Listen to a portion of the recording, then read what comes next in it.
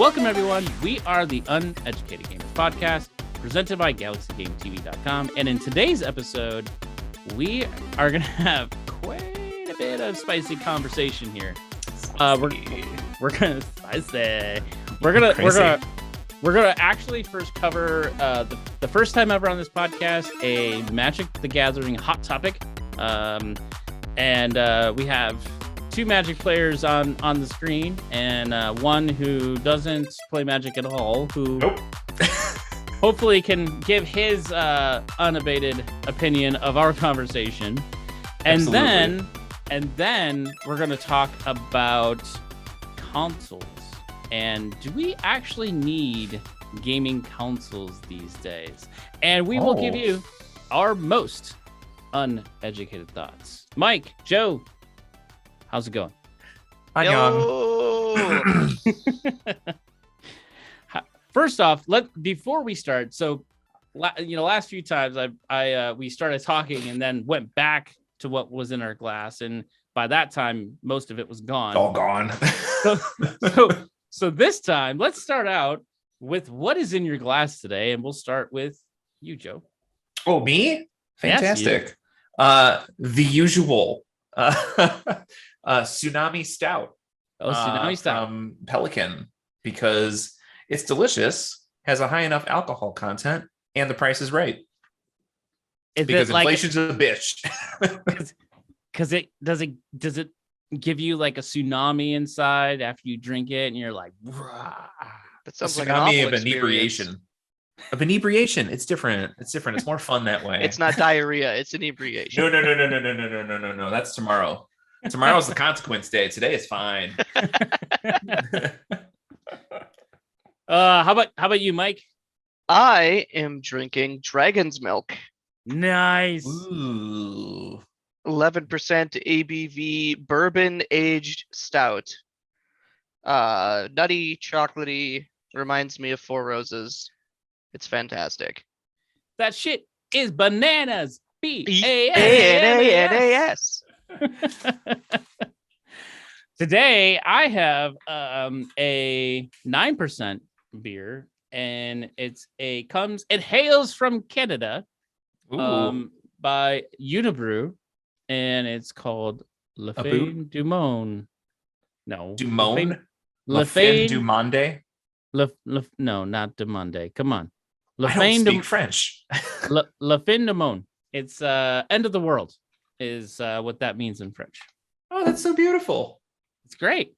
I really have a way of making things look prettier. It's the end of the world as we know it. Is it like karaoke now? Like, what are we doing? Tell you what, the way the Supreme Court's going, it might be.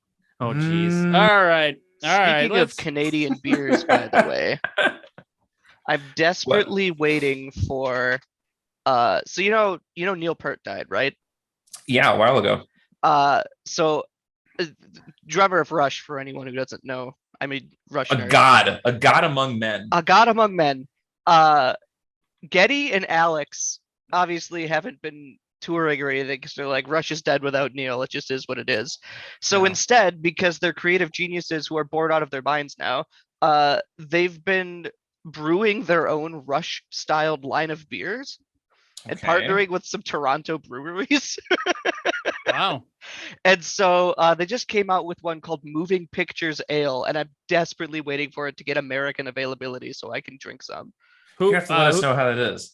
Who's it by? Is it like Steam Whistle or what brewery? What's the name of the brewery? Henderson Brewing.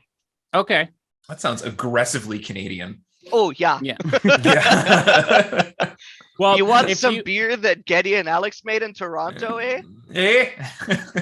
Well, like I said, I'm going to be in Canada in a few weeks. Shoot me, remind me, and bring me some. I will pay whatever it costs. Just gonna have to smuggle it in. No, you could actually, you legally can bring beer back. Well, I've never been to Canada, so I don't know. I'm going to legally bring a bunch of beer there. So can't legally bring a bunch of weed back and forth, can you? Nope, that's not allowed. Okay, because all my knowledge from that is from Trailer Park Boys. I just wonder if that's still legal. Remember the episode of Trailer Park Boys where they kidnapped Alex Lifeson? Yes, do. Remember they're trying to make that fucking train go across the border so they can get Yes. Oh man. All right. Well, let's kick us off with a little bit of Magic the Gathering talk. First time on this podcast. To it. And Mike is going to be a spectator for us while judging. No, I'm the spectator. Yeah, what are you talking about? I'm the Magic. Yeah, I know. guy. He's the one that knows what he's talking about. I'm the one sitting over here being Well, like, let's not go that far. Wait, did I say Mike or did I say? I thought I said Mike. Joe's gonna. Yeah. Oh, I said Mike. I meant Joe is going to be our spectator for this. Mm-hmm. So, Mike, me and you, we'll have this little chit chat about Magic the Gathering. We should probably have a warning, a warning to say I'm going to be real old man yells at Cloud about this, and there's going to be an onion on my belt, and feel free to cut me off if I'm ranting. Well, the good news is when recording this, we're on all separate tracks, so I can cut out anything that you say at any time if I want to. I want you to know I have absolute power over this. I have absolute power. Power. I've got the power. Something We're gonna talk about Star Wars soon. Something complete. Okay, on task. All right. Okay, Yeah. here we go. All right. Can't ramble. So Ramble on. before we get into some of the touchier pieces of Double Masters, and when we talk about that, that's price and printing and whatever. One of the things that I have been, and I think a lot of us have in the Magic community, have kind of just started really realizing that Double Masters feels like it's a banger set, right? It has a ton of awesome cards, like reprints that everybody wanted, right? Yeah. But we also just had a brand new set come out recently. And that brand new set that's in stores just a few weeks ago, called Commander Legends 2, is considered probably one of the worst products that they've released in quite some time. But I suspect, and I think many of us Did it actually have the title Commander Legends 2, or was it just Baldur's Gate? So it's Commander Legends Baldur's Gate. Okay. Is that a video game? The Battle of Baldur's Gate. Yeah, it's a Wizards IP they crossed over with Magic. Oh, yeah. Okay. Interesting. Go on. And I think, honestly, the flavor of the set is actually really cool. Right? Oh, yeah. That's not the problem. That's definitely not the problem. But I have a question, and that question is, did Double Masters 2022 cannibalize Commander Legends? Yes. Next question. No, but I want to dig into that a little bit, because there's a lot of, we could say, yeah, it did, but why and how did it cannibalize it? So it's difficult to really say that Baldur's Gate should have been a Commander reprint set, because we've only had one other Commander Legends set, and one data point does not a trend make. But Wizards did kind of set up that expectation, I think, that Commander Legends is 4 legendary Commander cards. And so if Baldur's Gate having not that, and ones that were specifically missing from Baldur's Gate that people were looking for were like Dockside Extortionist, things like that would have been easy to put in and still be flavorful to the Baldur's Gate theme. Mm-hmm. Which, by the way, was in Double Masters. It feels like a rug pull, honestly. And I'm not a Commander player. I'm coming in from the lens of I would have liked to have more stuff in 2XM. And if they were already doing the Commander product, give the Commander players the things that they want. Right. I have a question. Yeah. What the fuck is Commander? So Magic the Gathering has multiple formats. Okay. Basically, different ways to play the game under slightly different rule sets, slightly different lists of legality. Commander specifically is a homegrown casual format that like wasn't it's 100 card singleton version of the game that kind of grew up as like a fan made format that Wizards adopted and has been supporting / ruining it by printing things for it. Oh, so it's like the Dota of what Dota was to Warcraft 3. It kind of, yeah. Okay. Yeah, that's a good analogy. Okay, I gotcha. All right, continue your rant, old man. So for more context, if you need it, Baldur's Gate, Commander Legends Baldur's Gate was, well, what the players expected was going to be a reprint set for a bunch of cards that Commander players played. Especially because they either have direct to Commander prints or Commander players play obscure stuff that normally doesn't work in 60 card formats. Okay. Got it. Yeah. And so, for instance, some of the cards that we're going to discuss, and I'm going to throw out here, and I'm pulling the set up here, could have easily been printed in Baldur's Gate, Commander Legends Battle for Baldur's Gate, right? And we could talk about cards like Food Chain. Let's see what else. Dockside Extortionist, as you just mentioned. Divine Visitation. Consecrated Sphinx. Smothering Tithe. Talleyrand. Like any of these. Not saying all of these. Relivark. Pool from Tomorrow. Oracle of Moldiah. Mana Drain. Rishkar. All of the Gifts Ungiven. Restoration Angel. Any of these. In fairness, Gifts Ungiven makes sense because that's actually played in both. Actually, I don't know if Legacy plays it. Modern plays it. Not so much anymore. Green Sun Zenith could have been. Nah, maybe not. Green Sun Zenith is a Legacy staple. Yeah, at least last time I checked. So, but either way, I mean, that was a lot of the top value in Double Masters 2022 that I see that could have been in Battle for Baldur's Gate. And instead in Battle for Baldur's Gate, we basically got almost 0 reprints.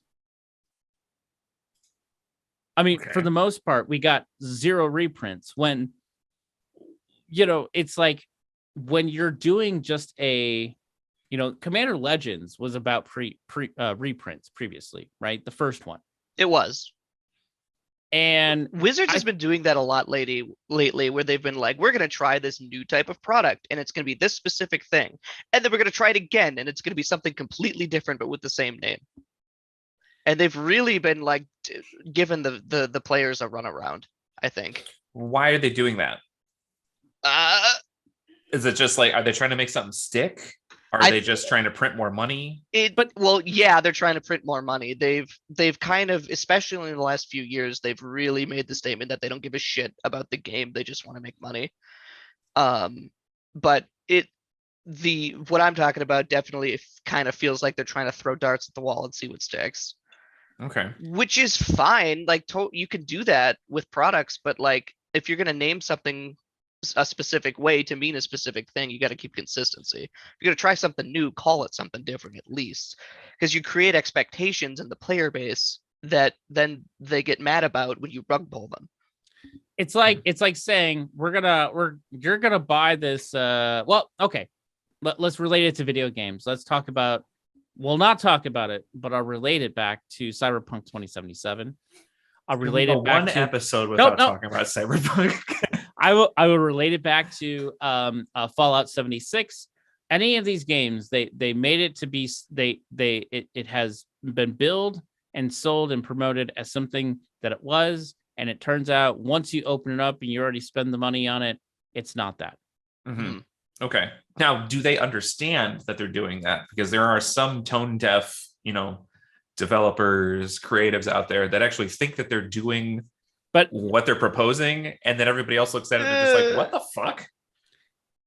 I would say that the people who like the Mark Rosewaters, the Gavin Verhees, the Melissa DeToros of the company, they're not doing it on purpose. They're just doing their jobs. They care about the product. I think it's the people who are signing their paychecks that don't give a shit or even really understand what they have as an IP.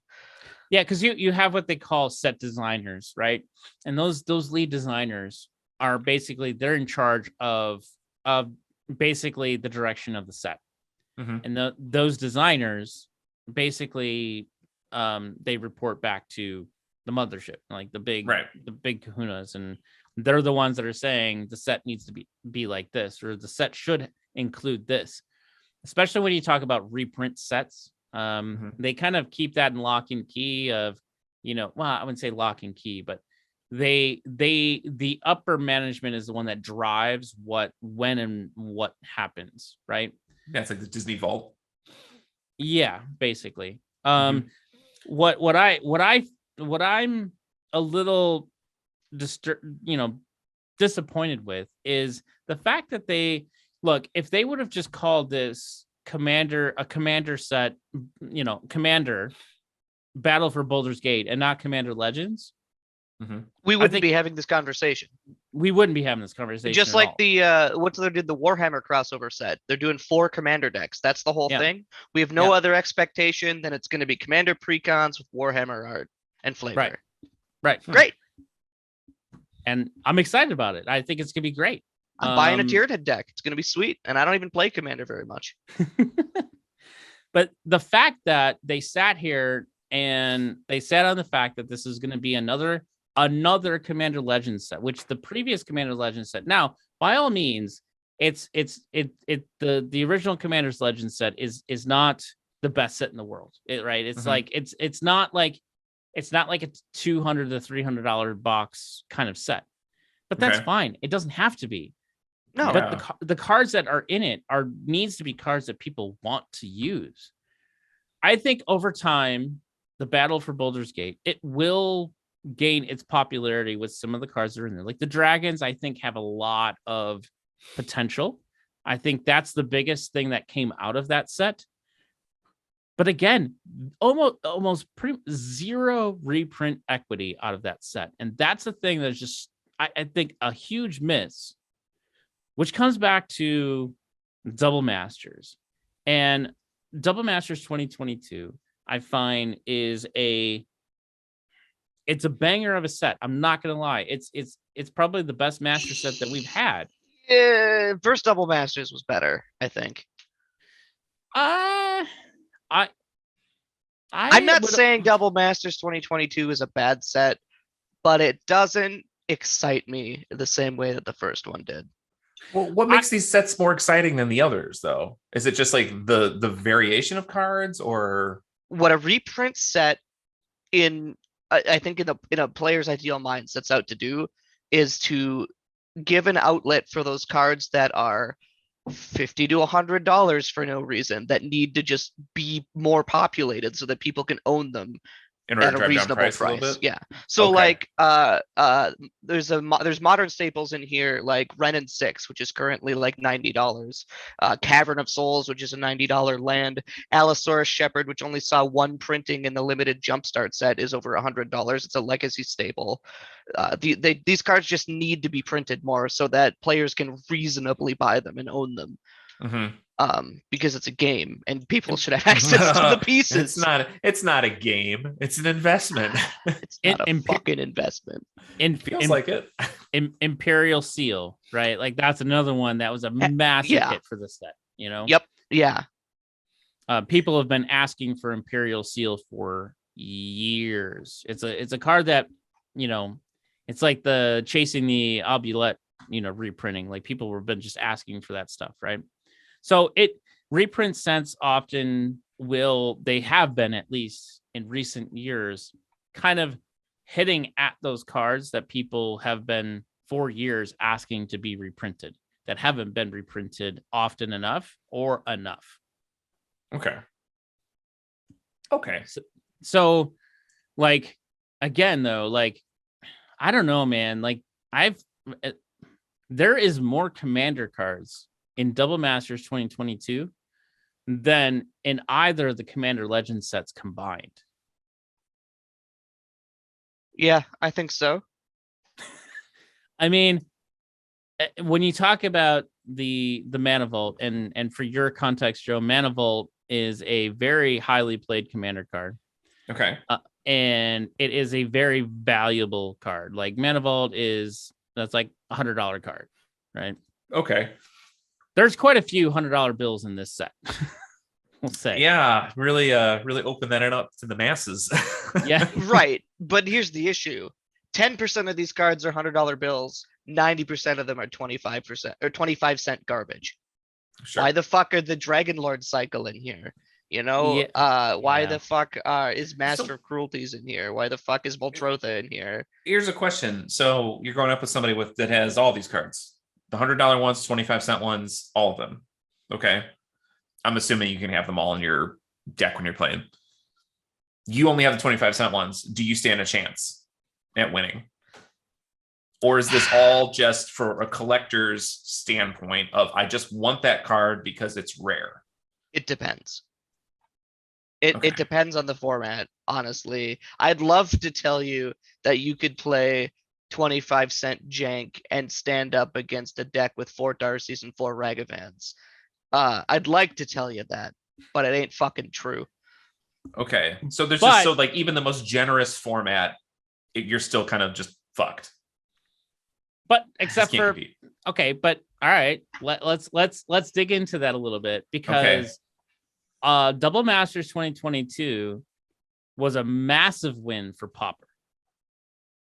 For Pauper? It was for Pauper. Yeah, I win. suppose it was. You know, when you talk about the Did they Is It design Charm for Pauper though? Pauper's still kind of a fan-made homegrown format, just like Commander was before Wizards adopted it, right? True, but Pauper's been adopted by Wizards as a supported format at this point. I suppose. I guess they do ban lists for it, don't they? Yeah, and why downshift cards then, right? When you talk about Monastery Swiftspear downshifted to a common, now in Pauper, probably arguably the most controversial 25-cent common added to the format.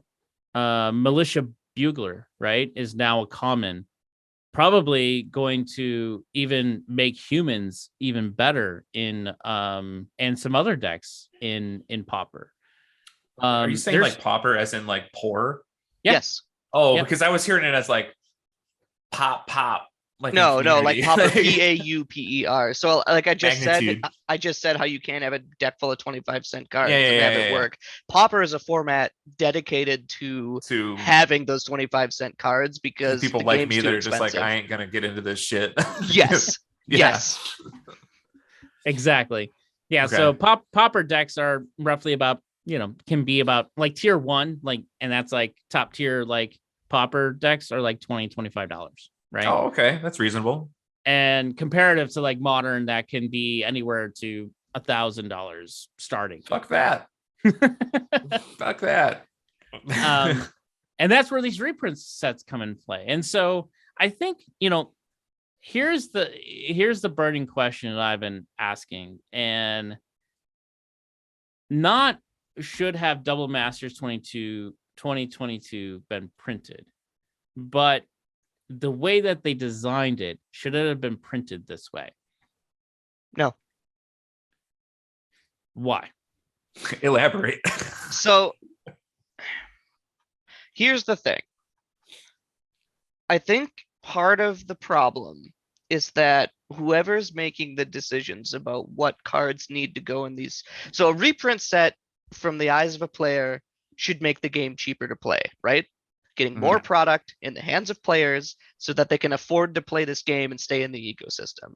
Sure. Which I, in my mind, cannot fathom why that would not be a goal. Like the more people playing your game, the more money the company makes, right? Like you would think. Morons. But I don't know. I'm not the one. I don't have a degree in finance or whatever. I'm just a schlep who plays this stupid cardboard crack game. Yeah, you are addicted to crack. I am addicted to crack, and now I play Warhammer. You can't trust and an I have addict. no money. Yeah. Spare change, please. Where was I going with this? What usually happens in reprint sets is they try too hard to give us a few good reprints and then fill the rest out with schlock. Because there's this concept of reprint equity where like if we have this card that's $80 on the secondary market, we can hold this hostage for players to goad them into buying other sets. So we only want to put X amount of them in this reprint set because otherwise we would lose that leverage. See, I think of it a little bit differently, and I think they are trying to balance it for the consumer as much as they can. And here's why. No. And here's why. Well, but here's why. Think of it if you want to come at it from a different angle and say, look, we know how toxic the secondary market is. We don't look at the market. Wizard says we don't look at the market, but they do. I mean, they're lying. They have to. Exactly. They do. So with that said, first off, one, saying that there's a market, like a stock market, basically for a trading card game is fucking insane, but whatever. It's in the name, trading card game. I digress. However, what if, let's think about this. If they printed a set that had all banger cards, like every single card was a $10 card or above, right? Maybe, no, hold on. Let's even go a little bit further out. $5 and above. Nothing else in the set was $5 or above. Do you think that Wizards will be able to control the retail market, the selling market, on skyrocketing the cost of that box because of what's in it? I guess I'm not sure I understand the question. Okay, so let's just say, again, we have a 230 card set with only $5 cards and above, like all the banger cards that we need reprinted. Everything, sure. Every single freaking card. We got fetches, we got duels, we got whatever. Everything. Yeah. What can Wizards do to stop, say, your game store down the street or anybody on eBay for jacking up the price of that box to say $3,000 a box to sell that crap because there's so much value into that? Keep printing more. Like, print it until it stops being $3,000 a box. Like, I don't understand why that's so hard. But that's the point. Like, go ahead, Joe. What were you gonna say? Wouldn't that hurt them though? Why? Theoretically, by their own admission, they don't see any money from the secondary market. They're absolved of it. Yeah, the way like this whole, I mean, okay, let me retract my wouldn't this hurt them, but I'm just thinking about this out loud now because the way that Chris just worded that, it kind of feels like the GPU market right now, where it's just like people are going to scalp. It doesn't matter how much they put it out there for, it's still going to be worth more than what it's actually worth, no matter what. Scalping is only possible given a limited number of items. You can. That's what we're talking about, though. Well, that's what I'm saying. Like, print it till it's unscalpable. You can scalp sports tickets because there's only X amount of seats in the stadium. Yeah. You could scalp GPUs because there's a shortage and they only make batches, like so many batches, because that's how much silicon they're allotted. Mm-hmm. This is fucking cardboard. But does it take it's worthless? Just print more. But it is, but there's a prestige to it. But yeah, well, not just that. Boy. I know. Okay. However, okay, you keep the printer busy with this set, right? Right. They don't get to print another set then. Like, there is a certain point where they have to have an assembly line of different sets that are going out. Like, they can't always print the same set every single. They can't, and I understand that at some point you got to stop. But printing, what they're doing is putting a handful of expensive cards in here, printing one limited run, and saying this is what you get. And then it sells the whole stock, all of it goes to scalpers and immediately shoots up to an extra $100 a box. And then they're just like, oh, that's all you get because we're WotC. But okay.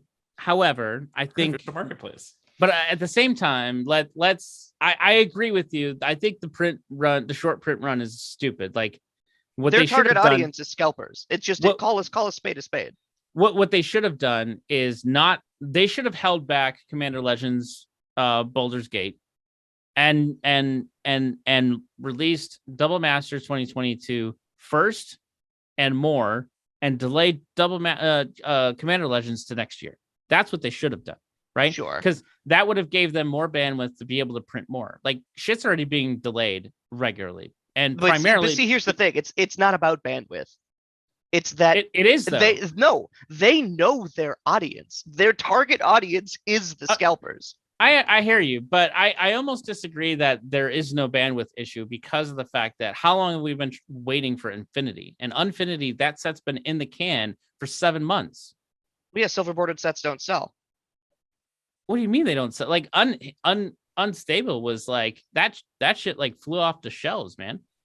Well, that was why do you think they're making Infinity black bordered now? Well, okay, but what I'm getting at though is the cards that were in there, like people want the lands, like that's what they do. Oh right? yeah, the lands are going to be absolutely gorgeous.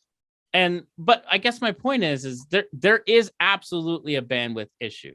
There's everywhere it is.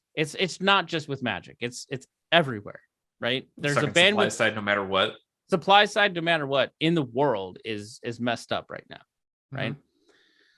Mm-hmm. So I don't know.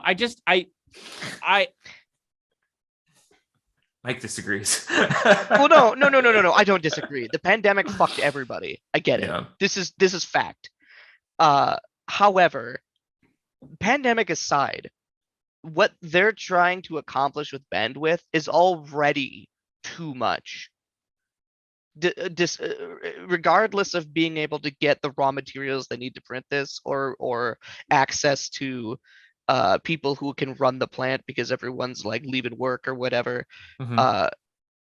They're stuffing as many different products down our throats as possible, and everyone who plays the game, everyone who reviews the game, everyone who streams the game and discusses it online is just exhausted. They can't keep up. So like you're talking about like, okay, we've got double master spoilers. We were getting these like 3 or 4 sets ago.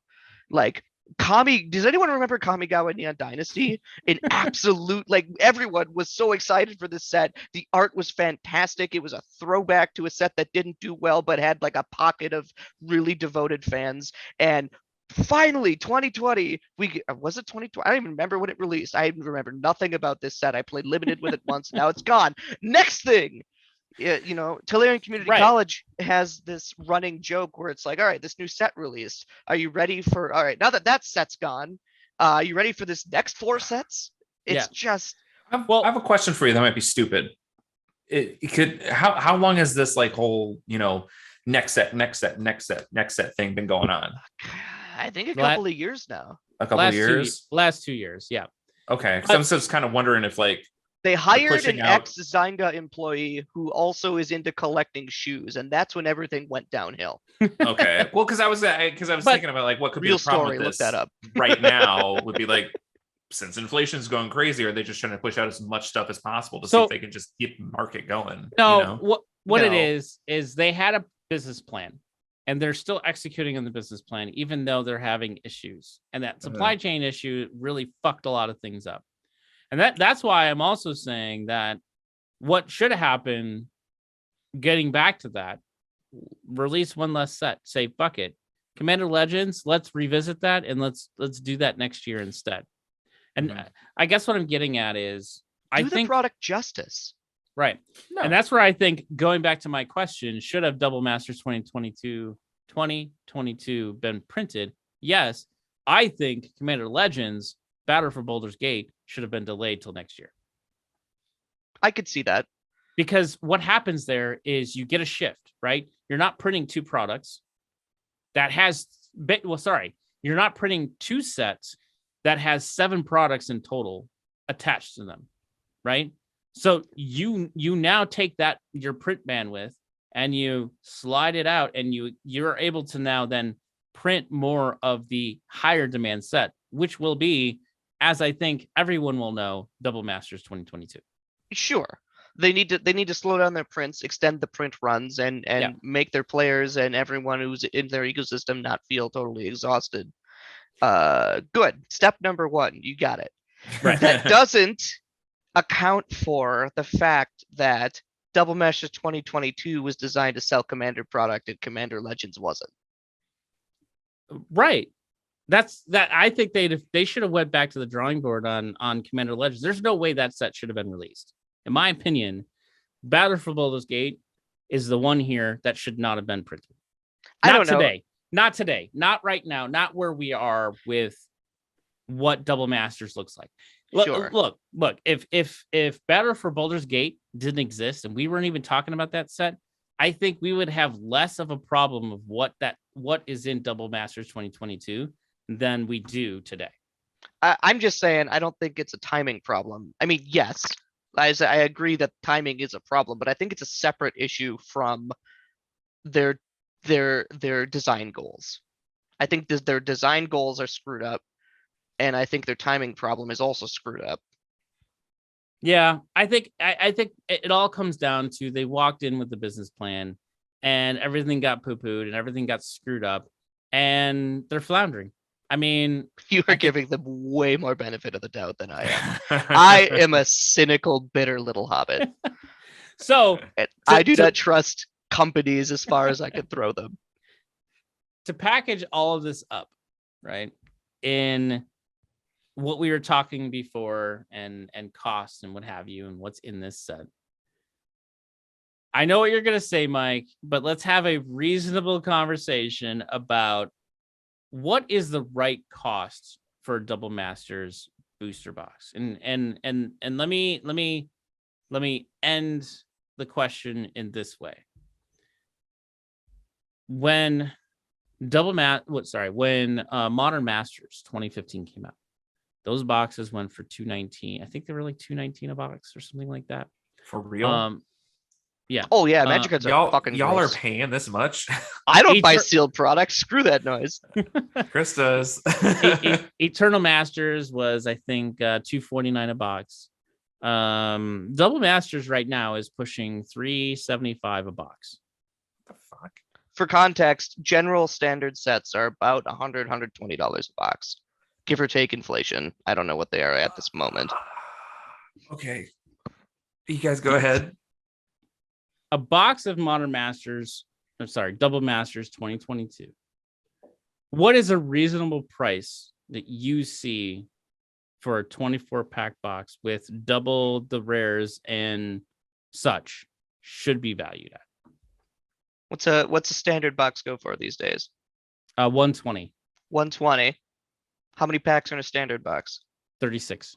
How many packs are in this box? There's 36. So there's 36 rares in a standard box. I didn't ask how many rares there were. I said how many packs were there. It doesn't matter. Oh boy, we have a different opinion here. No, I'm kidding. So 24 packs in the Double Masters. So 1/3 less the number of packs, roughly. Yes. So it should cost 1/3 less the cost as a standard pack or a standard box. So 80, 90 bucks. So okay. So getting less for your money. What do you, if you would buy that from? He does make a point. You could buy that from Wizards, right? But let's just say all the game stores say, no, that's not what we're going to sell it for. We're going to sell it for $350 a box. Okay, well then I'm not buying it from the game store. I'm either A, buying from the secondary market, B, printing it on an inkjet at the library, or C, getting Chinese proxies for $5 a piece. Well, then there you go. I mean, like, here's the thing, right? Like, it's a matter of, do you want, like, this then becomes the argument of what is the best way to consume a product for the game. Like, so like Pokemon, right? Like Pokemon is another one that's just like stupid. Like the price of it these days are just insane. Pokemon also does a really good job of reprinting their stuff, all things considered. Konami does a really good job at reprinting Yu-Gi-Oh cards, all things considered. I wouldn't fully agree with that with Pokemon. They reprint their commons and uncommons, yes, very often. Their rares and their GXs, no, not at all. And trust me, because I have a child who plays Pokemon, and when he wants a specific GX, yeah, I gotta fork out that freaking money, man. If he wants. Is it just like the foil shiny special version that's that much money, or is like, can you No, I guess popular. I'm not tuned into Yeah. the Pokemon ecosystem. I'll be Yeah. honest. Like popular GXs would be like popular planeswalkers like us, right? So Mhm. like Liliana the Veil kind of thing. So when you talk about there's GXs like Pikachu and Buzzhole, and Charmander, and all these other really popular characters. I can't name them all, but Gotta catch them all. I mean, they get Gotta expensive. catch some of them. They get up there. It's like I have some actually sitting right over there. I keep in plastic cases up there because they destroy their crap, and I'm like, yeah, I just paid like $80 for this card. Sorry. You get to touch this when you go to college. You can sell it for weed money then. How dumb is that though? Like this is Pokemon is a children's card game. Yeah. Meant for like 8-year-olds to play. No. And you have to keep it behind glass away from the kids so that nobody can enjoy it. Doesn't that disgust you? It was meant for 8-year-olds that are now 30-year-olds. I mean, yeah, but I'm not saying they can't play with it, but I don't. They could touch with their eyes. No, that's not what I'm saying. We sleeve it up, we put it in decks or whatever. But if they go off and do their own shit and they play by themselves, like they destroy cards, like they just shove things in a box, and it's just like, oh yeah, I remember being 8. I looking up my old Yu-Gi-Oh card collection. It crumbles.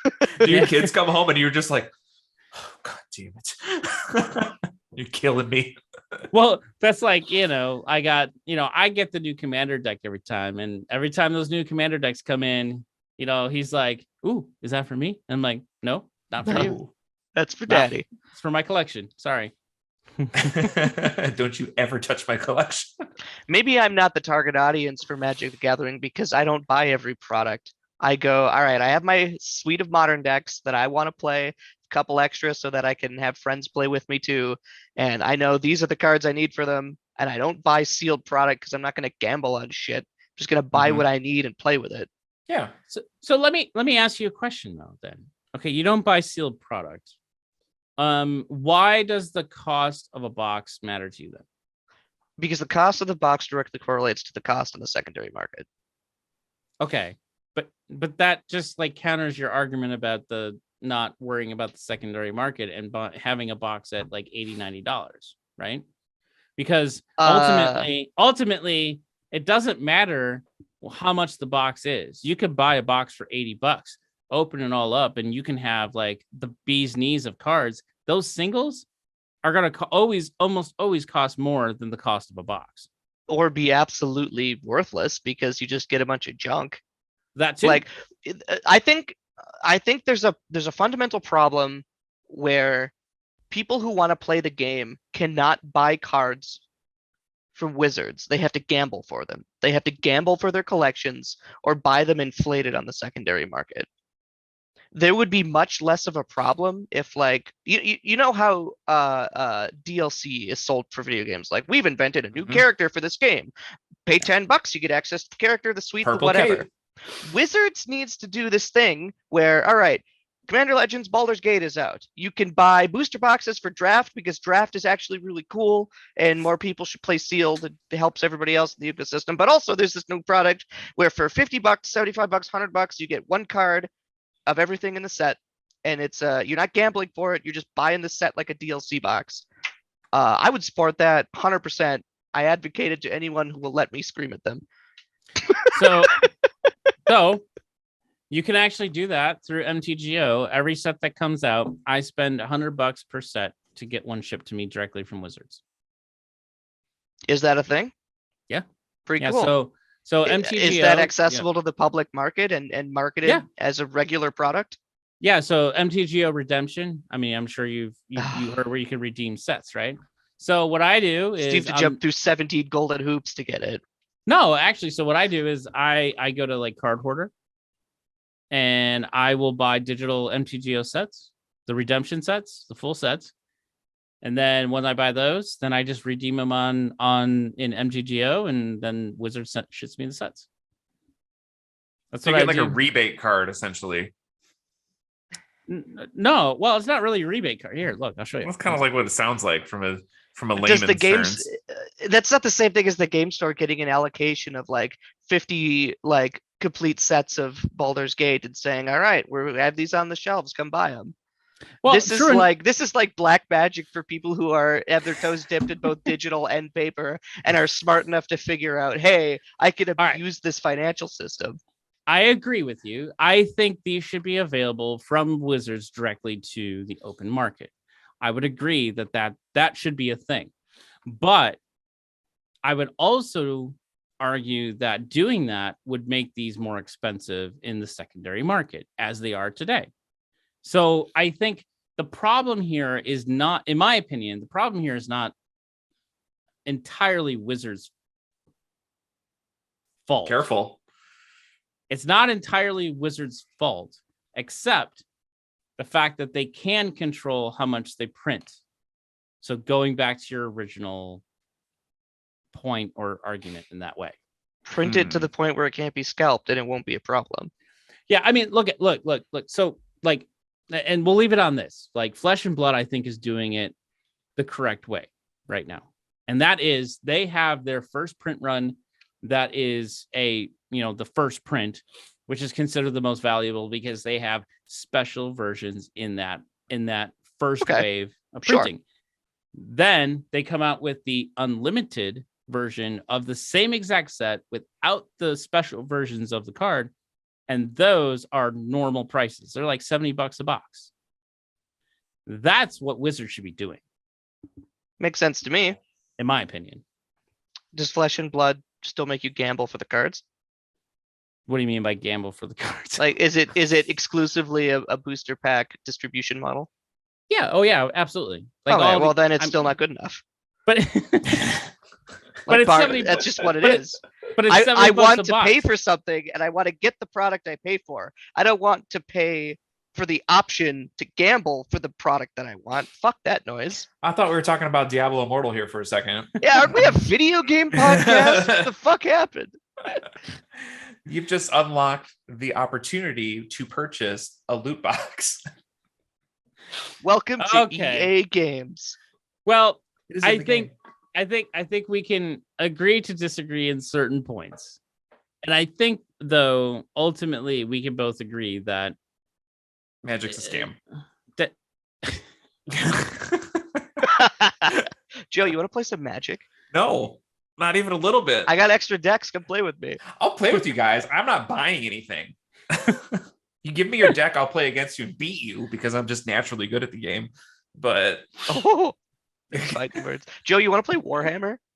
Sure, I'll naturally beat you in that too. Oh my god! I don't know how to play that game at all. We still got to figure out golf with friends. We got to do that. We got to play the new. We got to play the new race car golf game. Yeah, and Diablo. Race car golf game. The one where it was like what's the fucking race car soccer game? I have it in my wish list. Hold on a second. We talked about it on the last time we did. Turbo Golf Racing. Oh yeah. Yeah. I remember now. Yeah. Let's move on to the game content. The content Finally. That Joe is here for. And I'm just gonna nod about. and I actually think, Joe, you might have a lot of opinions about this topic. And this was a topic that Mike, you brought up that would be interesting. I was like, oh, that's our topic this week. Done. And it's about consoles. Okay. And so Mike, you had proposed 4 questions. We'll go ahead and we're going to run all through 4 of those. We're going to start with this one. You don't pay attention to Discord. I have been. I was scrolling up and down. I was like, what is Chris talking about? And the first question that Mike asked, which I thought was a very brilliant question. So kudos to Mike. And that's yay. I could say something correct that isn't just old man yells at clouds. We'll come back to it. Well, but I think these questions are old man questions at clouds. But anyways. Fuck. And that's, what is the function of consoles today? Video games. Next question. No, Onwards. Sell consoles and booster packs. Yeah. No, but Mike, I know what you meant by this question, but I'd love to hear in your own words, kind of your thought behind this first question. Like, what is the function of consoles today? So I have expressed my dislike for, and that's what this stems from. It's not that I don't like consoles. I think consoles are a great idea. What I don't like is locked in ecosystems. It's one of the reasons I hate Apple as a company, for example. I don't much care for the way Nintendo's gone as a company. But I think that consoles fill a very important need today, even more so than they used to, even though, sorry, I got like 3 different thoughts going on here. Pick one. Consoles fill an important role in that they provide access to video games for people who cannot afford PC rigs. Sure. Which is a very significant portion of the audience, I would say. And I would wholly 100% support more video games getting into more people's hands because it's a beautiful art form and I like it when people get that experience. Okay. But we are also at the point in 2022 where consoles are basically just miniature PCs with some slight dedicated hardware. They always have been that way, though. Yes and I mean, no. you want to put like the Super Famicom up to computers the of the original time. Atari was designed completely different than the Commodore. Yeah. And you had to design games specifically for that ecosystem just because of the way that software development had only come so far at that point. Of course. But today's Xboxes run Windows. It's a PC. But I mean, but again, I think going back to what Joe was saying, like they've always been that way, right? You got the MSX, you have the Sinclair, you have like even the Atari.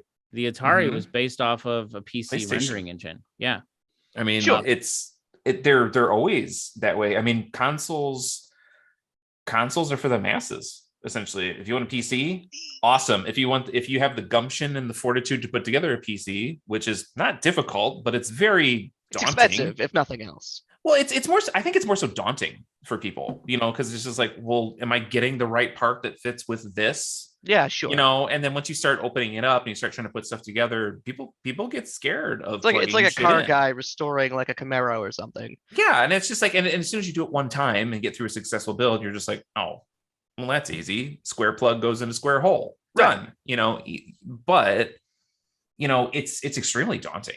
Even if you haven't done it for a couple of years, because you built a computer and you're just like, which is in the realm that I'm in right now, where it's just like, hey, I did well, and this computer's lasted like 6 years with no problems, and it could probably last another 4. And I'm starting to look at the market, and I'm just like, fuck, I'm so out of this shit right now. I don't even know what to look for in a video card, because like I see AMD stuff, and I'm just like, what do these numbers mean? I have no idea, like. But here's where I'm really going with this. Consoles are computers for the masses. Granted, I think we're on the same page about that. Yes. So why in 2022 can I not play Borderlands 2 on my Switch? Why can I not play? Well, hold on. Why can I not legally play Super Mario Brothers on the Xbox? Well, because licensing exists. If licensing was the only problem, it wouldn't be that hard to throw out a license to Microsoft. Like they could sell licenses. I won't. But that's Nintendo being closed-minded about that aside. But hold on. Everybody's got their IPs though. But hold on. That's where we sort of cross into that intellectual property scenario, right? Yeah. I was just talking in general though, not talking about IPs. Oh yeah. But okay, I think when you talk about licensing, oftentimes licensing also then falls in that space of intellectual property, right? Sure. And but I'm not talking about an intellectual property perspective. I'm talking about a hardware design perspective. But hardware is not the issue here. The issue is the intellectual property. Yeah, because look at how much crossplay we have these days. That's what I'm getting at. That's exactly what I'm leading into. We're on the same side here. Okay. but like things like Mario is a specific intellectual property. Yeah. Right. It's a franchise. It's something that a company invests in. They invest time, money, effort, and trademarks into. Blood, sweat, and Like tears. that stuff is not cheap. It's not. It's not to be held lightly either, because a company's namesake is something that is very valuable to that company. Right. So I think they're, although they're not related, they are related because of the fact that it's backed by that property. So things like Mario. I think Mario is a bad example in a way, because I think Mario is very specific to a brand that Nintendo builds its foundation on. So Okay, let's say something like let's just say Looney Tunes. It's not attached to any one of these companies that I know of. Yeah. Which will probably Disney will own everything eventually, but Star Wars. Star Wars. Time Star Wars. Yeah. Star Wars is on a bunch of different stuff. Yeah. So let's just say Star Wars games. But the last 8 years, it wasn't. It was only EA. Mm-hmm. Yeah, and then EA fucked it up a bunch of times. Well, yeah, I mean, like, I can kind of get to, I understand what you're saying, Mike, but at the same time too, it's just like consoles right now are like buying a very specific car brand, where it's just like, look, I know what I'm getting out of this. Are they all cars? Yes, but I want something specific. Can I listen to my music in all the formats in this car? Sometimes, there's certain things I can't do. But what it comes down to is that you're buying into a very specific product. You can buy all of them if you could find them, and if you have enough money for it. But right now, and at least for the rest of this decade, I think this is just the game we're gonna have to play until streaming really becomes a thing, and then consoles are obsolete at that point. And I think this is kind of where I wanted to lead into. I think Microsoft Game Pass or Xbox Game Pass is really breaking down these walls. Which I'm not the target audience for this, because I'm the kind of person who wants to, I go on Steam, I wait for stuff to be on sale. I'm gonna own my game, even though you don't really actually own your game when you own it on Steam, but for all intents and purposes, practically you own your game. So I'm not a game streamer. That's not my bag. But I really respect the Xbox Game Pass for being what it is. It's for the people who want to stream games, for the people who want to try a bunch of different stuff without committing to anything, and for the people who kind of have like a mismatch of hardware. Like Xbox Game Pass is on PC, it's on Xbox, it's on all these little handheld things that we're getting a hold of, the Odin, if you want to talk about that. Eventually people can play these games anywhere, and I'm really excited to see the industry start to move into the direction where Nintendo doesn't like it. If you want to play Super Mario Brothers, you don't have to also buy an NES. If you want to play Halo, you don't have to buy an Xbox. It's this exclusionary hardware thing where, like, let's say your friend is really into PlayStation and has these PlayStation exclusives and wants to play with you, but you only have an Xbox. You can't play together. So I grew up in the height of the console wars time, I think, is kind of what forms. Well, I think we all did. So I think the evolution of crossplay is a good thing. I have thought for years the crossplay, like, locked ecosystem shit was stupid. It didn't make any sense, right? Sure. Early on, but that's what I was trying to say. Early on, it makes sense from a hardware development perspective. Right. Now,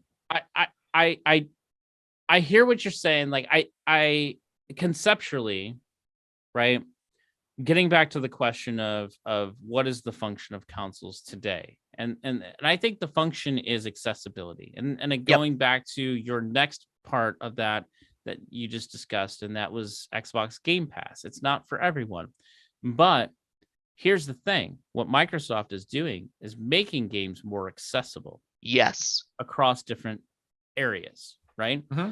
Eventually, it's going to get even further and further and further as they develop that ecosystem. That's their goal. Their goal and their mantra has always been, and they're delivering on that model. They are delivering on that model in spades right now, as much as they can, on the fact of making the games more accessible. Going back to the Odin, there's the official Xbox app that I could just boot up and play any Xbox game through Xbox Game Pass. Yes. Do I own the game? No. However, I have an Xbox. I have many different devices that I can play Game Pass games on. Guess what? That makes the games more accessible that I've already invested in.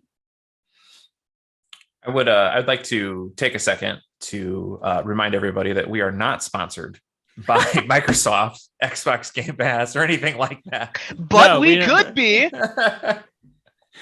But Well, I mean, but I get what you're saying, dude. I mean, it makes total sense. It's just one of those things where it's just like, yeah, we're not gonna have consoles in the future. We're gonna have something. And it's probably gonna I don't think it's not gonna gonna come to have like consoles. streaming services, essentially. You know, because like Nintendo was never going to just relinquish their shit. I disagree know? with that. You disagree with that? How? I think we're always going to have a physical device. Whether I it's agree. I I'm thought you with meant Chris on this Nintendo one. was going to relinquish their shit. Like, I don't see that happening. I don't No, I No. just anticipate 10, 20 years from now, instead of an Xbox 360, you're gonna have the equivalent of Microsoft's version of the like the Intel Steam Deck. or the Steam Deck. I was thinking like the Intel like consolidated computer systems that are like $200 and Yeah. they're like this big and have like just Yeah. enough processing power to do what you need. Yeah, I mean, that's my point. Consoles are evolving into PCs, and it's great for accessibility. I think what we'll have is in some point, and something that I speculated in the beginning too. If you remember, Joe, and I know you weren't here for this, Mike, and I don't know if you got to listen to any of our earlier episodes when I talked about this, but at some point, we're going to see something what I'm calling a PC console like hybrid, and it's going to be the forever console. And that console, you're going to be able to update and upgrade over time. And it's just going to be interchangeable, just like a PC. Going back to your point, Mike, are they basically just PCs? Yes. Yeah. But I think they're more simplistic. Yes. And more they're accessible. very directed PCs. Yeah. To Joe's point that he made earlier, you don't have to worry about what hardware. The granularity of hardware knowledge of a console is not that much. You just have to know that it's powerful enough to play what's coming out now. Yeah, and Chris, I want to just disagree a hair with what you just said about being like it's going to be upgradable and whatnot. I don't think that's going to be the case. You know, I think it's going to be one of those things where it's just like throw it out, buy the new version. You know, kind of what Apple does. You know, and it's just because they can make more money off of it. Because of the wonderful things it does. Down to. So here, I think Microsoft is going to be the one that changes that landscape. You put a lot of faith into Microsoft here. They're already starting in that world. And yes, but wanting to get the jump start on something so you can have a captive audience in order to fuck with them later and get exactly what you want out of them. Question though is also something to work towards. The cost, this is why I think it's gonna be that it could be that forever console. And just hear me out for a moment. I am. Yeah. The cost of consoles these days, right, are a net negative for most of these companies. They release these consoles, they make zero money. In fact, they generally lose about a 10 to 12% margin on the hardware of itself. They make their money back on the licensing of the games, and in Microsoft's case, as well as the Game Pass that goes along with it. That's where they make back their money. If you look, all console makers lose money with the hardware that they sell. Mike's nodding. I haven't looked into this because I haven't even thought about it. It's the lotto leader theory. It's why it's like how McDonald's loses 11 cents on every McDouble or whatever. They make it back in other places. So with when you say that, so if for instance the report that came out when PS4 came out, right? The PS4s lost Sony $300. Sorry, $300 per console. Wow, 30 away for free. $30 to $50 per console to produce and sell them. right? Okay. And you talk about that for millions, and that's true for all consoles. That's not synonymous just with Sony. Sony's information just got published and what have you. Thanks, Anonymous. So what's that? I said Thanks, thanks, Anonymous. Yeah, right. So basically, one of the things that you can think about from a business perspective is say, look, we design and we create a forever console that then we could sell this little module that's a processor module that you can just swap assume it in looks and out. like a Switch. Whatever. No, well, let's just say the Xbox Series X, right? That you could sit there, you could take the cover off, pull this module out, put the upgraded module in. Same thing with the hard drive, pull this module out, put that module in. You have now a forever console that they can make more money on the repeat hardware purchases of replacing those modules, because now you could actually charge more money for those modules, right?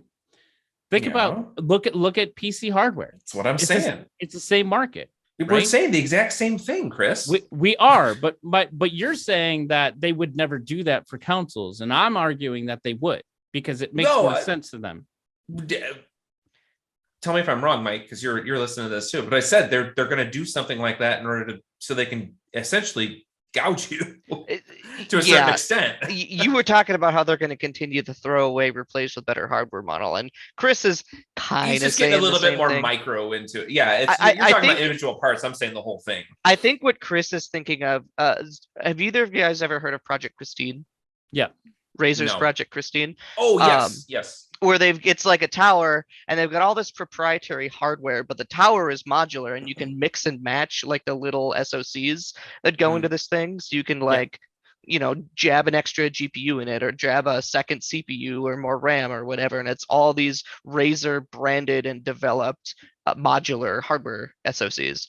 Yeah. I think that's kind of where Chris, if I'm reading you correctly, I think that's what you're thinking about, like where consoles are going to go. Sony could have these modular consoles that you could upgrade every year with their own proprietary hardware. And here's the thing too, is how many generations do you get into that before, there's enough of, a capability difference where it's just like, look, you got to upgrade more than just this, where it does come down to just being like, look, great, you upgraded this last component. However, it's no longer compatible with your, with the rest of your components because they're just so damn old. Right. They just don't talk to each other the right way. And now you just need to buy the whole new console again. As a PC example of that, I think it was recently this year or last year that AMD socket stopped supporting older AMD CPUs. But I mean, it was out there for 15 11 years. It was a long, like long, it was a long ass time.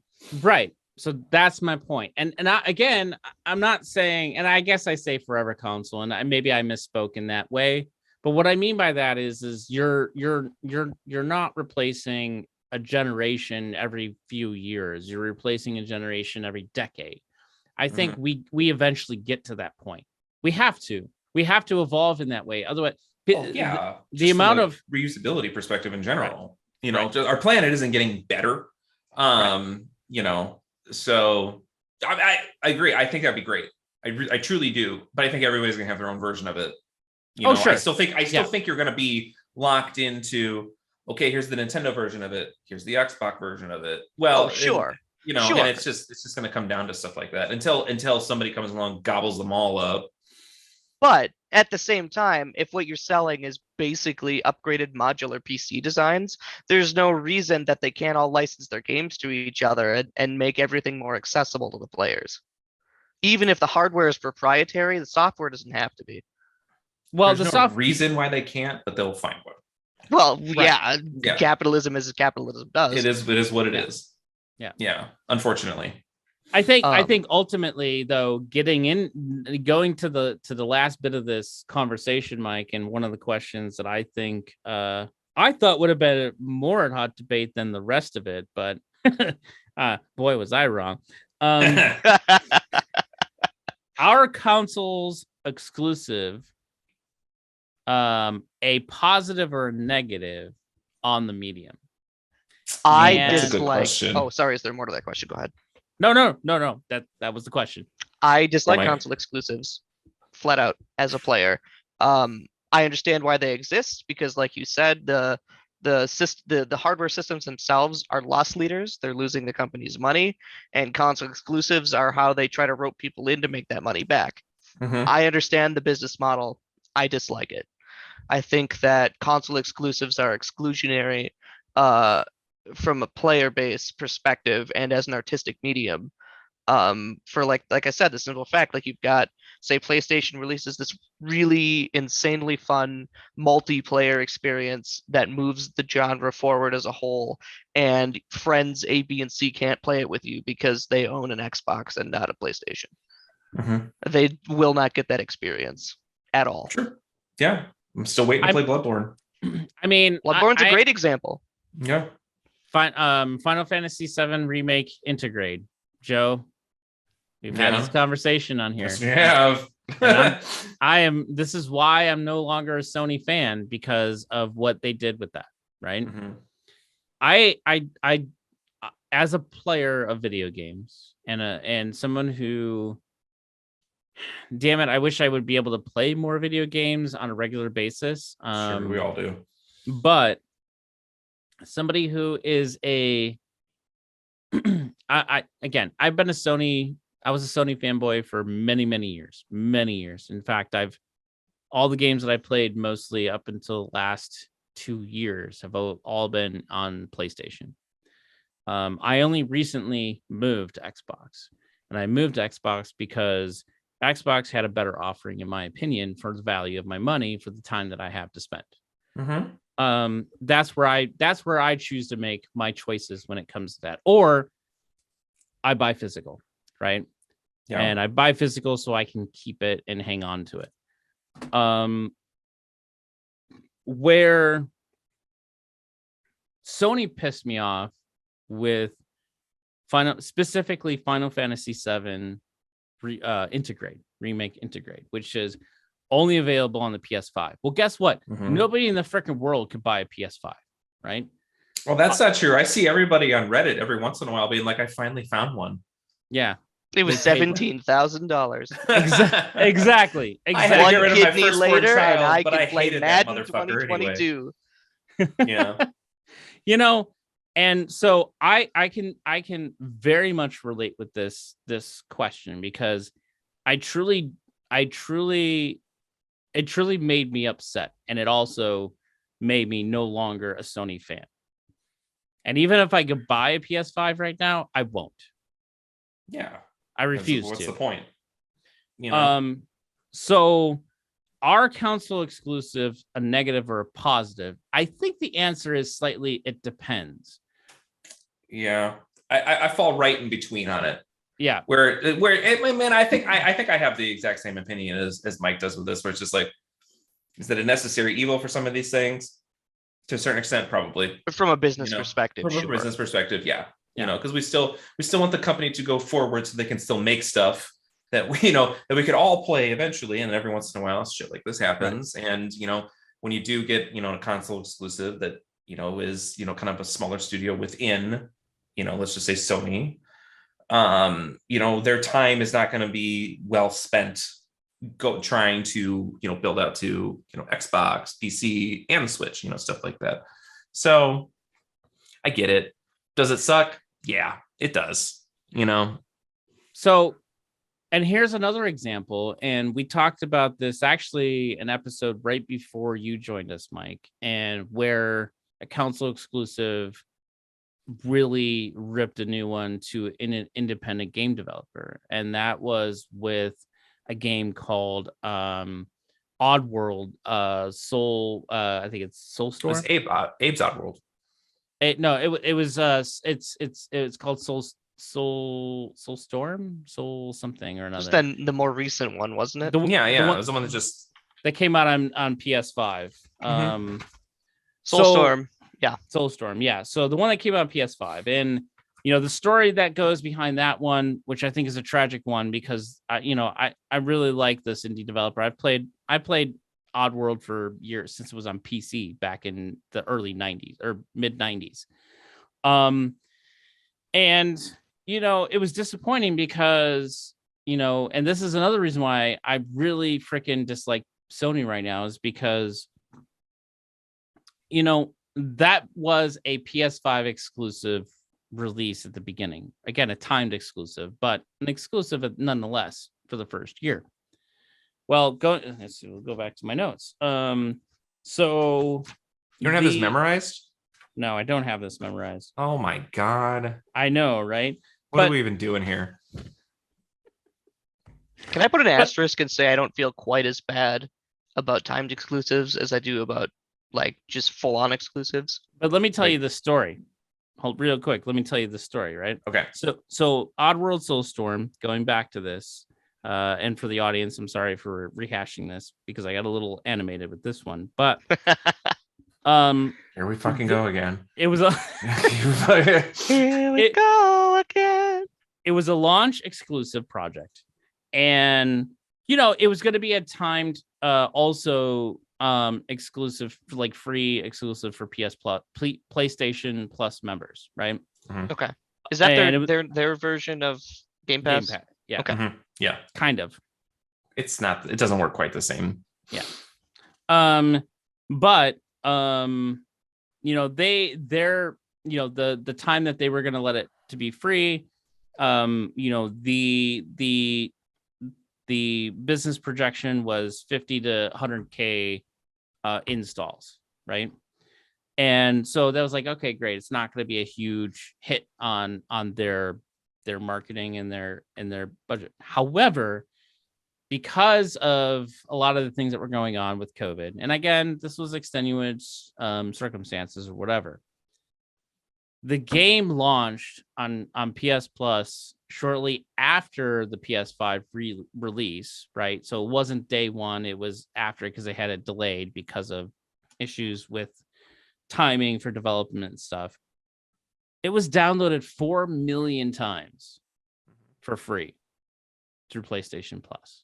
Right. So a gigantic, huge hit comparative to their projections originally, right? And this is where I think things like exclusives like that are really, they damage not only the players who want to play the game, but then you're now talking about developers who really, suffer from that bullshit. They got fucked. Big time. Oh, because they didn't make any money off of that. Yeah, they made nothing off of it. Yeah. Ooh. Yeah. Wait, how did they offer a new game for free? For PlayStation Plus, that's what happens, right? Like, so with games with gold on Xbox Live. Oh, that's previously. the comparison. Okay. Yeah, But still, games with gold doesn't do new games. They do older games that are like just cycling through end of life. But this was PlayStation 5 like launch, and the contract was signed ahead of the PlayStation launch to have this as a game, as an launch exclusive. And I'm saying Sony, at the episode that we had, I'm saying Sony should have looked at that and say, you know what, we should look at this a little bit differently because of the scenario. But no, everything pushed forward, and there was no like, faucet turn off. It was 4 million people, boom, exploded with that game, because there was no games in the beginning for PlayStation 5 that were PlayStation 5 games at that time. So yeah, Sony kind of fucked them. Yeah, pretty much. So I think exclusives in a way are bad. However, going back to, I think we're all in the same camp, is from a business perspective, we see it, we hear it, we understand it, we don't like it. Right? Yeah, yep. I'd agree. Yep. Yeah. And nothing gets better for the consumer unless the consumer advocates for what they want, right? Yeah. Yeah. So, but I mean, what do you do? Watch out for the poop, the steaming pile of poop. She's going crazy. She's just going crazy about me. I'm sure you saw the door just blast open. I did. Yeah. And I was like, hopefully she doesn't go poop. No, it's just time for her to wake up a little bit and go crazy. I think she got her barks out. So Oh boy, here I go pooping again. well, she's moved on to licking her pussy. So I think we're okay for a minute. Sounds like an excellent way to spend the evening. Right. You know what? If I could reach it, All right. my so- own pussy. I mean, Oh God, thanks. Oh. Oh, what? I wasn't thinking the alternative to that statement until you brought it up.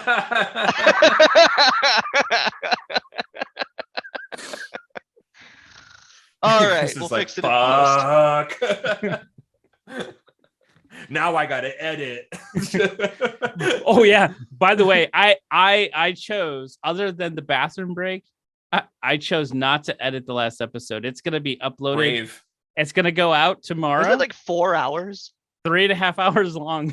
Oh I even God. got snippy with you out towards the end too. I felt so bad about that. Who did? You did? I did. Oh man. Chris kept on asking questions. Was like, no, next one. Shut the fuck up. I'm tired. I was like, let's go. God damn it. This has gone on man. for 2.5 hours too many. Yeah, right. All right. So to close this out, Yeah. let's go around the room, and I'll start with you, Joe. Yes, sir. Do you see yourself bending a knee to getting a console in the next 10 years? That Bending the knee. to get a new console, like That's an interesting way to put it. Yeah, of course I do. Yeah, and I do. and who would you buy? Who if the landscape was what it is right now, what would it be? Well, we almost bought an Xbox 2 weekends ago. Like we found the digital version of the Xbox at Target. We were going to buy Ninja Turtles actually, and they didn't have it. It's digital only apparently. I don't know if it's digital only, but whatever. We couldn't find it at Target. It is. Okay. Well, anyway, we were disappointed because we didn't do our due diligence. And then Holly's looking around. She's like, "Hey, there's an Xbox there." I'm like, "Yeah, there sure is. Look at that. Isn't that weird?" She's like, "Which one is that?" I'm like, "I think that's the digital only version." She's like, "Oh, never mind." I'm like, "Yeah, probably never mind." Because it's like terabyte hard drive. I know they got expansions for it, but expensive and just shit you don't have to deal with. But I could see myself picking up an Xbox eventually. I think PlayStation is kind of like too rare, But okay, if accessible, let's talk about if everything is accessible. Yeah. Probably, honestly, still an Xbox. There are some things that I'd like to get off of PlayStation properties, but I think, no matter what, Xbox is going to be more accessible with some like their older games than PlayStation will be. And to me, that's a little bit more of a value. But I don't own, like any old Xbox games or anything like that. So, but I mean, I think there's probably going to be more value in their store and the Game Pass. So yeah, I could see myself getting one. Probably not this generation. At this point, I'd probably wait for the next generation because I think it'll be probably less of a shit show. But historically, that's probably not true. So yes, I could see myself doing that. But I will be upgrading my PC first, and I will be letting Holly decide when she wants to get a new console because she is still quite happy with the Switch. So, fun fact, really quick before we move on to Mike, but fun fact with the Xbox is you can actually just use a regular USB hard drive. Oh, really? Yep. Yeah, you don't have to use their proprietary. Now, to use some of their more enhanced features like resume play and play some of the more demanding games, you will have to like move. But I'll be honest with you, I have not had a lot of heartburn about like swapping games when I need to. It takes a few minutes. It's actually not that big of a deal. Okay. Yeah, I just we run into a lot of issues with the Switch as far as like, okay, we've got too many games on here because like most of the stuff that we want to play, isn't stuff that's being released on cartridges and stuff like that. So, Doom which is Eternal. awesome. Doom Eternal. Get another SD card and swap them No, out we when you need are. to. It's just one of those things where it's just like swapping them in and out. It's just like, do we want to keep messing with that? You I know, bought a console so I wouldn't have to swap out hardware parts. pretty much. That's exactly how I feel about it. That's why But hold I like on. the digital versions, but like I don't like. I just want to put my game in and be able to play my fucking game. You know, I hear and you. that's it. I hear you. You know, No, I I hate agree. juggling this shit. But That's what a PC's for. so Xbox probably within the next 10 years kind of thing. Yeah, because it'll fold over to my PC too. Yeah. You know, and it's all stuff that's going to be same ecosystem. You know, I definitely prefer playing on a PC, but like I really enjoy playing video games with my wife, and it's just really hard to do that on a PC for a lot of the games we want to play these days. So it's just like, yeah, let's get that kind of like crossover solution where you go hang out in the living room and not be in a hot ass 10 square foot office, you know, on top of each other. So yeah, I can see myself doing that. I'm not in any rush though, I gotta say. Sure. Yeah. All right. What about you, Mike? Every time I buy a console, I tell myself this is going to be my last console. This is the last one. This is the last fucking console. Yeah. But I don't think I've bought a console since this Xbox One that I've got sitting in the living room, and I've already got plans to move a gaming PC into the living room instead. Oh, that's smart. Yeah, Yeah. I'm just working on my plans to slowly engineer my way into having a console, but it's actually just like a 3080 in a box. No, I mean, I've seen people do that shit before. I mean, I just never want to sit down and do it, you know? Oh yeah, I tinker all the time. As long as I've got the cash influx to do it, I'm just tinkering. But I'm, again, maybe not necessarily the target audience for consoles for that reason. Yeah, that being said, for a lot of the same reasons you stated, if I bought another one, I'd probably go Xbox again, because of things like Game Pass and because of all the backwards compatibility they're working on. Like I said, 2022 in Xbox is just a Windows PC. It really just is, with some amount of dedicated hardware engineering so that they can load games faster or whatever and have not like standard off the shelf parts. So, you know, the ecosystem is wider, to some degree system agnostic.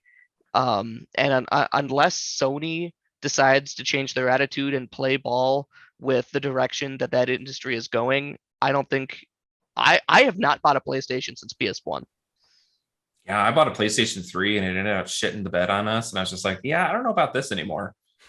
You know, like it's just one day, it just, you know, the Bluetooth, the modem in it just went out unusable for a lot of shit, and I was just like, this ain't worth it. You know, we only had this thing for like 2 years. What the fuck, you know? But I also had Joy-Cons for less than a year and they've already drifted, so it's just like, you know, shit happens. But I want to add to my answer real quick.